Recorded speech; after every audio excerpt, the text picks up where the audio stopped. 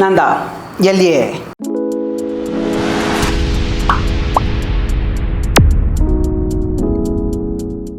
Kantara chapter 1. நான் சாமி என்ன படம் வேற லெவலுங்க. நான் சத்தியமாக நான் இதை பார்க்கவே இல்லை. ஸ்க்ரீன் பிளே, மியூசிக்கு சரி, முக்கியமாக அந்த அட்மாஸ்பியர், அந்த சரௌண்டிங்ஸு, மலை, அந்த இருட்டு, காடு, அப்படியே சாரல், இன்னும் ஒரு ஆக்ஷனு சீரியஸாக நான் எதிர்பார்க்கவே இல்லை இந்த அளவுக்கு இருக்குன்னு.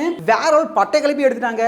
ஸ்டோரி வைஸும் சரி, முக்கியமாக ஹீரோவோட ஆக்டிங், அப்போ அந்த ஆக்டிங் அப்படிங்கிறது, அந்த சவுண்ட் எஃபெக்ட் அப்போ வேறு லெவல் இருக்குது.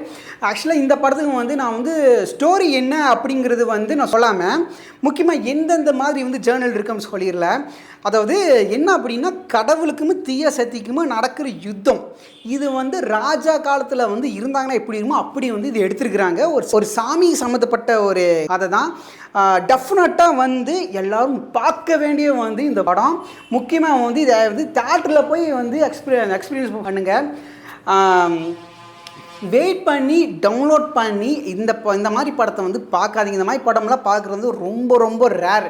நான் கடைசியாக ஒரு பாகுபலி, கேஜிஎஃப், சலார் இந்த மாதிரி படத்துக்கு இப்படி ஒரு நல்ல ஒரு ஃபீல், அப்படியே ஒரு 120 ரூபா 200 ரூபா கொடுத்து போய் உட்காந்து பார்த்து இந்த ஃபீல் பண்ணது அவ்வளோதான். ஆனால் அதுக்கப்புறம் ரொம்ப நாளுக்கு அப்புறமா இன்றைக்கி ஒரு திருப்தியான ஒரு அப்படியே ஒரு சாட்டிஸ்ஃபேக்ஷனான ஒரு ஃபீல் எனக்கு கிடச்சிருக்கு.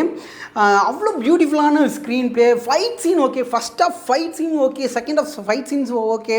இப்போ செகண்ட் ஹாஃப்லாம் இப்போ என்ன சொல்கிறேன் தெரியல எனக்கு. ரொம்ப எக்ஸைட்டிங்காக இருக்கு. கண்டிப்பாக இந்த படம் எல்லோரும் பார்க்க வேண்டிய படம். கொஞ்சம் இந்த சவுண்ட் எஃபெக்டில் கொஞ்சம் பயமாக இருக்கும். ஆனால் மற்றபடி வேறு லெவலுங்க. பட்டை கழுப்புது அந்த அளவுக்கு இருக்குது.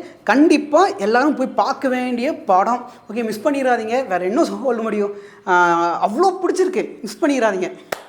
Love you.